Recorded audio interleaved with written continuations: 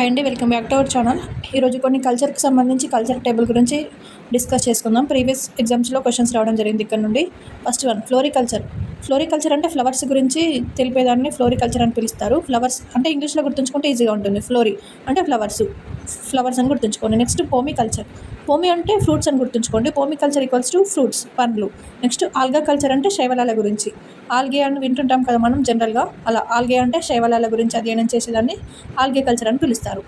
Next one, aquaculture. Aquaculture అంటే మనం జనరల్గా వింటూనే ఉంటాం కదా, ఆక్వా అంటే చేపలోని. సో అలా ఆక్వాకల్చర్ అంటే చేపల గురించి తెలిపే కల్చర్ అని గుర్తుంచుకోండి.